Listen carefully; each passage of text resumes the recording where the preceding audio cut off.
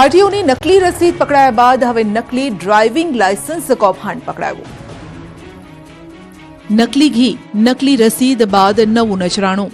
નકલી driving licence કૌભાંડ ઝડપાયું। જી હા, કચ્છના ભુજમાંથી એસઓજીએ નકલી લાયસન્સ બનાવવાનું કૌભાંડ ઝડપી પાડ્યું છે। અબડાસાના વાગોઠ ગામથી આ ગેરરીતિનો પર્દાફાશ થયો। જાણીતી કંપનીના ટ્રક ડ્રાઈવર્સ પાસે બોગસ લાયસન્સ હોવાની બાતમી મળી હતી, જેના આધારે તપાસ કરતા 14 ટ્રક ચાલકો પાસેથી મળેલા હેવી ડ્રાઇવિંગ લાયસન્સ બોગસ હોવાનું સામે આવ્યું। ભુજ આરટીઓ અધિકારીની સહી સાથે બોગસ લાયસન્સ ઇસ્યુ કરનાર પિન્ટુ ઉર્ફે જીતેન્દ્ર દત્તાત્રેય ચૌધરીની ધરપકડ કરાઈ। આરોપી તાપીના નો રહેવાસી છે, જે 3500 રૂપિયા લઈ બોગસ લાયસન્સ બનાવી આપતો હતો। પોલીસે આરોપી પાસેથી કોમ્પ્યુટર, પ્રિન્ટર સહિતનો મુદ્દામાલ જપ્ત કર્યો। આરોપી હાલ રિમાન્ડ પર છે। સમગ્ર મામલે તપાસ ચાલી રહી છે, ત્યારે તપાસના અંતે આરટીઓના કર્મીઓની સંડોવણી બહાર આવે તેવી ચોક્કસ સંભાવના છે। બોગસ લાયસન્સના પગલે કડક કાર્યવાહી કરવામાં આવે તેવી માંગ ઉઠી છે। આરટીઆઈના નામે લોકો પાસેથી રૂપિયા પડાવતા વ્યક્તિઓને ત્યાં પોલીસના દરોડા। સુરતમાં આરટીઆઈના નામે લોકો પાસેથી રૂપિયા પડાવતા ઇસમોને ત્યાં પોલીસના દરોડા। આરટીઆઈ એક્ટિવિસ્ટને ત્યાંથી મોટા પ્રમાણમાં દસ્તાવેજી પુરાવા મળી આવ્યા। આરટીઆઈ એક્ટિવિસ્ટ શાકિર હુસૈન લાખાણીને ત્યાં દરોડા પાડવામાં આવ્યા હતા।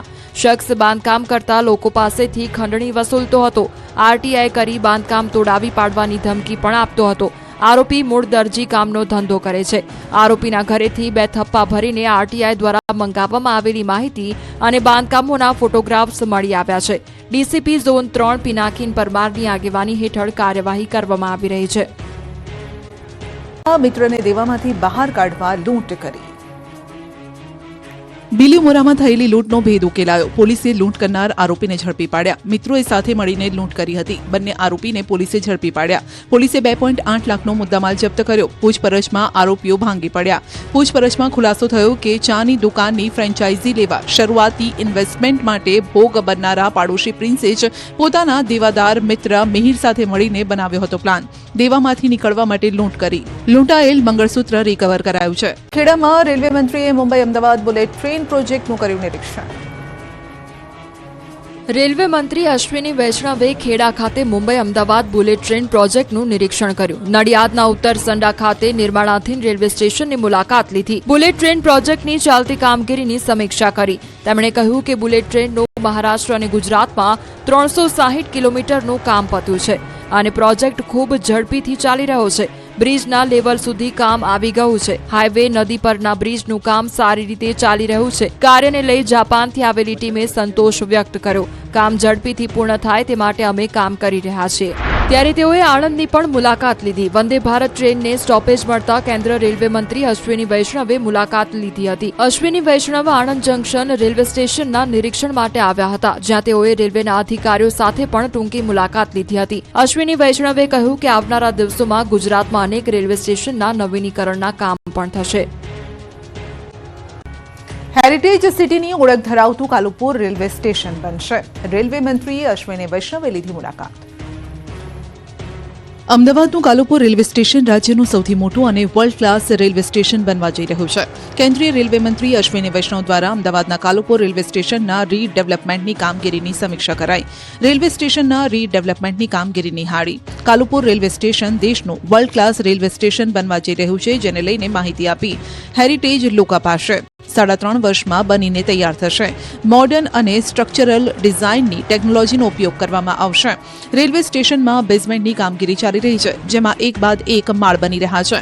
1 મહિનામાં એક માળ બનીને તૈયાર થઈ જાય છે, પરંતુ જેમ જેમ કામ ચાલશે આગળ તેમ માત્ર 20 થી 25 દિવસમાં જ દરેક માળ બનીને તૈયાર થશે। 2383 કરોડના ખર્ચે રેલવે સ્ટેશન નિર્માણ પામશે। 6 લેન એલિવેટેડ રોડની કનેક્ટિવિટી ધરાવતા સ્ટેશન ઉપર રોજ 3.12 લાખ મુસાફરો અવરજવર કરી શકશે। આગામી સમયમાં રેલવે સ્ટેશન સાથે એએમટીએસ, બીઆરટીએસ, મેટ્રોની સાથોસાથ બુલેટ ટ્રેનની પણ કનેક્ટિવિટી મળશે। 30 લિફ્ટ, 6 એસ્કેલેટર, 25 સ્ટેરકેસીસ, 7000 ફૂટ ઓપન એરિયા મુસાફરોની હલચલ માટે રાખવામાં આવશે। 3000 કાર પાર્ક થઈ શકે તે પ્રકારની પાર્કિંગ વ્યવસ્થા હશે। સોલાર પેનલ અને સીસીટીવીથી સજ્જ કરવામાં આવશે। બુલેટ ટ્રેનનું કામ ઝડપથી ચાલી રહ્યું છે। 360 કિલોમીટરનું કામ પૂર્ણ થયું છે। નગરપાલિકાએ 300 કરોડ રૂપિયાનો ખર્ચ બોડીગાર્ડ માટે કર્યો। અમદાવાદ, વડોદરા અને રાજકોટ મહાનગરપાલિકાએ પદાધિકારીઓ અને અધિકારીઓની સુરક્ષા પાછળ 300 કરોડનો ધુમાડો કરી નાખ્યો. અમદાવાદ મહાનગરપાલિકાના પદાધિકારીઓ અને અધિકારીઓની સુરક્ષા કવચ પાછળ કરોડો રૂપિયાનો ખર્ચ કરાયો. આ અધિકારીઓની સુરક્ષા પાછળ જેટલા પૈસા અત્યાર સુધી ખર્ચાયા છે તેનો આંકડો સાંભળીને તમે ચોંકી જશો. છેલ્લા 10 વર્ષમાં જ એએમસી સિક્યોરિટી અને બાઉન્સરો પાછળ અધધ 245 કરોડ જેટલી માતબર રકમ ખર્ચ કરી નાખી છે. આ બાજુ વડોદરા મનપા વહીવટદારોની સુરક્ષા પાછળ 23 થી 25 કરોડ રૂપિયાનો આર્થિક ખર્ચ કરવામાં આવ્યો છે. ત્યારે આ મામલે વિપક્ષે પ્રહાર કરતા કહ્યું કે પ્રજાના મતોથી ચૂંટાયેલા પ્રતિનિધિને બાઉન્સરની શા માટે જરૂર છે? તો રાજકોટ મહાનગરપાલિકા દ્વારા દર વર્ષે સિક્યોરિટી પેટે 16.50 કરોડથી પણ વધુનો ખર્ચ કરવામાં આવે છે. મહાનગરપાલિકા દ્વારા સુરક્ષાના કારણોસર માત્ર એક્સ આર્મી મેન સહિતના સિક્યોરિટી ગાર્ડ રાખવામાં આવે છે. અંદાજિત 16.50 કરોડ જેટલો ખર્ચ વાર્ષિક મહાનગરપાલિકા દ્વારા સિક્યોરિટી ગાર્ડ પાછળ કરવામાં આવે છે. મોરબી મનપા બન્યા બાદ કામગીરી ધીમી પડી, રઝળતા અરજદારો. મોરબી નગરપાલિકામાંથી મહાનગરપાલિકા બની ગયા બાદ લોકોને એવી આશા હતી કે તેમના કામો વધુ સારી રીતે તેમજ વધુ ઝડપી થશે, પણ આ ફક્ત સપનાઓ જ છે. કારણ કે નવા કમિશનરે ચાર્જ સંભાળ્યો ત્યારથી સતત ડિમોલેશનની કાર્યવાહી ચાલુ છે, પરંતુ આ સિવાય જાણે મનપાની કોઈ જવાબદારી જ નથી. મોરબી મનપા કચેરી દ્વારા સિટી સિવિક સેન્ટર શરૂ કરવામાં આવ્યું છે, જ્યાં કરવેરો ભરવા, જન્મ મરણના દાખલા લેવા જેવી કામગીરી થાય છે. પરંતુ અહીં આવતા લોકોને ખૂબ જ પરેશાની વેઠવાનો વારો આવ્યો છે. અહીં લોકોને દાખલા કઢાવવા 3 થી 4 દિવસ સુધી ધક્કા ખાવા પડે છે. જન્મ મરણના દાખલા લેવા માટે નહીં, પરંતુ પોતાનો વારો આવે તેના ટોકન લેવા માટે લોકોને વહેલી સવારે 4 વાગ્યાથી લાઈનો લગાડવી પડે છે અને ટોકન લીધા બાદ કચેરી ખોલવાની રાહ પણ જોવે. પછી કચેરી ખોલ્યા બાદ જો વારો આવી પણ ગયો તો છેલ્લે સર્વર ડાઉન થઈ જાય છે. તેથી અરજદારોમાં ભારે રોષ ફેલાયો છે. ત્યારે હવે આ લોકોની સમસ્યાનું નિરાકરણ ક્યારે આવે છે તે જોવાનું રહ્યું. ગેરકાયદેસર બનેલા ઝીંગા તળાવ તોડાયા. ગેરકાયદેસર ઝીંગા તળાવ તોડી પડાયા. સુરતમાં મજુરા મામલતદારે ખજોદમાં સરકારી જમીનો પર તાણી દીધેલા 7 ઝીંગા તળાવનું ડિમોલિશન કરી 1 લાખ ચોરસ મીટરથી વધુ જગ્યા ખુલ્લી કરાવી. સરકારી જગ્યા પર દબાણ વધતા મજુરા મામલતદારની ટીમે ખજોદની બ્લોક નંબર 177 વાળી 1 લાખ ચોરસ મીટર સરકારી જમીનમાં બનાવી દેવાયેલા 7 ઝીંગા તળાવ તોડી પાડ્યા. મામલતદાર સહિતની ટીમ સવારે તળાવમાં પાણી હોવા છતાં બુલડોઝરથી પાર તોડીને પાણીને દરિયામાં વહેતું કરતી હતી. સરકારી જમીન પરના ગેરકાયદેસર ઝીંગા તળાવો તોડી પડાતા ડુમ્મસ સુધીના માફિયાઓમાં ફફડાટ છે. આગામી દિવસોમાં અન્ય સ્થળે પણ કાર્યવાહી કરાશે. પંડ્યા બ્રિજ પરથી સાવધાનીપૂર્વક નીકળજો, પડ્યા છે પોપડા. વડોદરા વાસીઓ શહેરના જૂના પંડ્યા બ્રિજ પરથી નીકળો તો સાવધાનીપૂર્વક નીકળજો, કેમ કે 55 વર્ષ જૂના પંડ્યા બ્રિજના પોપડા ખર્યા છે. બ્રિજ પરથી પોપડા નીચે પડતા લોકો એકત્ર થઈ ગયા હતા. જ્યારે બ્રિજ પરથી પોપડા ખર્યા ત્યારે નીચે કોઈ ન હોવાથી મોટી જાનહાનિ ટળી ગઈ હતી. અહીંથી હજારો વાહન ચાલકોની અવરજવર હોય છે. ત્યારે જર્જરિત બ્રિજના પોપડા તૂટી પડતા અનેક લોકોના જીવ પર ખતરાને લઈને અનેક સવાલ ઉભા થયા છે. કોઈનો ભોગ લીધા બાદ બ્રિજનું સમારકામ થશે. વિબગ્યોર સ્કૂલની મનમાની, એફઆરસીને પણ ગણકાર્યા વગર ફીમાં 20% વધારો ઝીંક્યો. વડોદરા શહેરના વડસરમાં આવેલી વિબગ્યોર સ્કૂલની મનમાની સામે આવી છે. બેફામ ફી વધારો કરવામાં આવતા વાલીઓએ વિરોધ પ્રદર્શન કર્યું. વડસરની વિબગ્યોર સ્કૂલ દ્વારા ફી નિર્ધારણ સમિતિની કોઈ પણ નિયમો માનતી ન હોવાના આક્ષેપો સાથે સ્કૂલના વાલીઓ મોટી સંખ્યામાં ડીઈઓ કચેરી ખાતે પહોંચી ગયા હતા. એફઆરસીના ઓર્ડરને પણ ગણકાર્યા વગર સ્કૂલની ફીમાં 20% જેટલો વધારો ઝીંકી દેવાતા વાલીઓએ હોબાળો મચાવ્યો હતો. ધોરણ 3ની ફી અને 1,60,000 કરી દેવામાં આવી છે.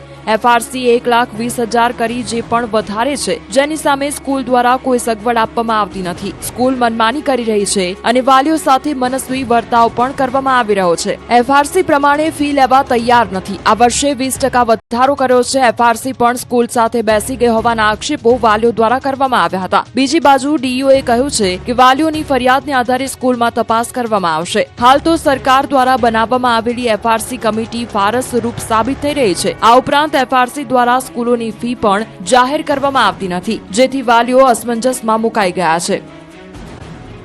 પહેલીવાર આરતી ભગવાન સન્મુખ નીચે ઉભા રહીને ઉતારી, પોલીસ બોલાવવી પડી. યાત્રાધામ ડાકોર મંદિરમાં ઇતિહાસ બદલાયો છે. ઇતિહાસમાં પહેલીવાર આરતી ભગવાન સન્મુખ નીચે ઉભા રહીને ઉતારી. ટેમ્પલ કમિટીએ પોલીસ બંદોબસ્ત માંગ્યો હતો, જેથી ઇતિહાસમાં પહેલી વખત ગર્ભગૃહમાં પોલીસની હાજરી જોવા મળી. પરંતુ આરતીના નવા નિયમને લઈને વિવાદ વકર્યો. વારાદારી સેવક દ્વારા રણછોડજી ભગવાનની આરતી ભગવાન સન્મુખ નીચે ઊભા રહીને ઉતારવામાં આવી. અત્યાર સુધી સિંહાસન પરથી જ ઊભા રહી આરતી ઉતરતી હતી. મંગળા સમયે વારાદારીનો ખેસ સળગતા આરતીની જગ્યા બદલવા માટે નિર્ણય લેવાયો. જો કે અન્ય વારાદારી સેવક દ્વારા આરતી શરૂ થતાની સાથે જ નવા નિયમનો વિરોધ દર્શાવ્યો. ત્યારે મંદિરના મેનેજર જગદીશ દવેએ સમગ્ર મામલે કહ્યું છે કે તમામ વિવાદ ખોટી રીતે ઉભો કરાયો છે. આ પ્રથા વૈષ્ણવોના હિત માટે બદલવામાં આવી છે. ઘણા વૈષ્ણવોની ફરિયાદ હતી કે સિંહાસન પરથી આરતી થાય ત્યારે ભાવિકોને ભગવાનના બદલે તેમની પીઠના દર્શન થતા હતા.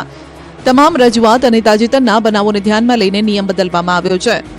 3 દિવસ પીએમ મોદી ગુજરાતના પ્રવાસે જામનગરમાં વનતારાની લેશે મુલાકાત. પ્રધાનમંત્રી નરેન્દ્ર મોદી આજથી ફરી એકવાર 3 દિવસના ગુજરાતના પ્રવાસે આવી રહ્યા છે. 3 દિવસમાં પીએમ મોદી વનતારા, ગીર સોમનાથ, સાસણની મુલાકાત લેશે. સાંજે પીએમ મોદી જામનગર સીધા આવશે. જામનગર સર્કિટ હાઉસમાં રાત્રિ રોકાણ કરશે. 2 માર્ચે પીએમ સવારે 6:30 વાગે વનતારા જશે. વનતારામાં બપોરે 1 વાગ્યા સુધી રોકાણ કરશે. વનતારાથી પીએમ મોદી હેલિકોપ્ટરથી પહોંચશે સોમનાથ. પીએમ 30 મિનિટ સોમનાથ મહાદેવના દર્શન અને પૂજા કરશે. બાદમાં સોમનાથમાં કાર્યકર્તાઓ સાથે વાર્તાલાપ કરશે. સોમનાથથી પીએમ મોદી 4 વાગે સાસણગીર પહોંચશે. સાસણગીરમાં સિંહ સદન ખાતે પીએમની અધ્યક્ષતામાં વિભાગીય બેઠક મળશે. પીએમ મોદી સિંહ સદન ખાતે રાત્રિ રોકાણ કરશે. 3 માર્ચે પીએમ સવારે 7 થી 9 વાગ્યા સુધી જંગલ સફારીની વિઝિટ કરશે. જંગલ સફારીની મુલાકાત બાદ વન વિભાગની નેશનલ કોન્ફરન્સમાં હાજર રહેશે.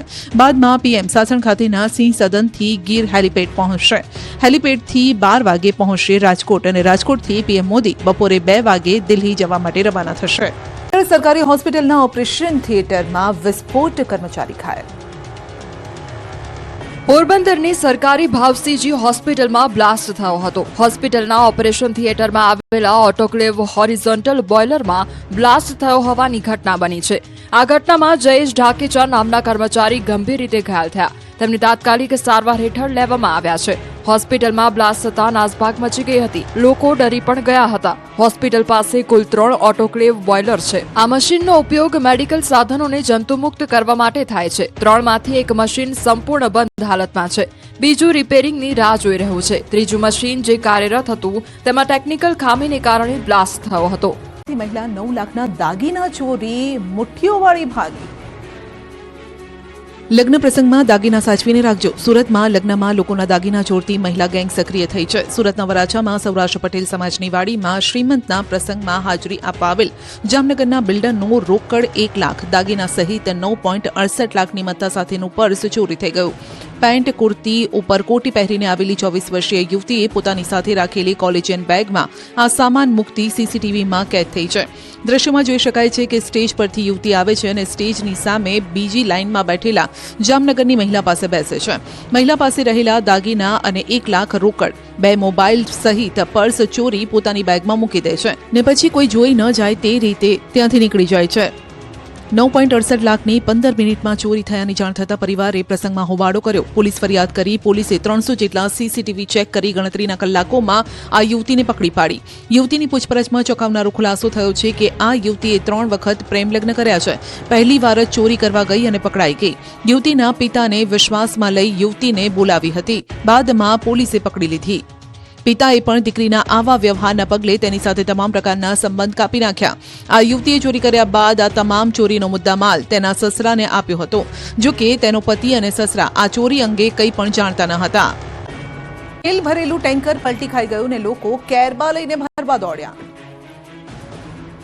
રસ્તા પર સિંગતેલ ભરવા પડાપડી કરતા આ દ્રશ્યો કચ્છના છે. કચ્છમાં સિંગતેલ ભરેલા કન્ટેનરનો અકસ્માત થયો. મુન્દ્રા ગાંધીધામ હાઈવે પર તેલ ભરેલું કન્ટેનર પલટી જતા સિંગતેલ રસ્તા પર વહેવા લાગ્યું. રસ્તા પર જ તેલના ખાબોચિયા ભરાઈ ગયા. આ વાતની જ્યારે લોકોને જાણ થઈ તો તેઓએ જે હાથમાં આવે તે વાસણ લઈને રસ્તા પર પહોંચી ગયા અને કન્ટેનરમાંથી તેલ ભરવા લાગ્યા. ડબ્બા, કેરબા, ડોલ લઈ લોકો અકસ્માત સ્થળ પર પહોંચી ગયા અને કન્ટેનરમાંથી નીકળી રહેલા તેલીય પદાર્થથી વાસણો ભરવા લાગ્યા. આ વાત જેમ જેમ પ્રસરતી ગઈ તેમ લોકો વધતા ગયા અને મફતમાં તેલ ભરવા જાણે પડાપડી કરી નાખી. કેટલાક લોકો તો નીચે ઢોળાઈ ગયેલું તેલ પણ ભરતા દેખાયા. 5 થી 10 લોકો જ નહીં, મોટી સંખ્યામાં લોકોએ તેલની લૂંટ કરી.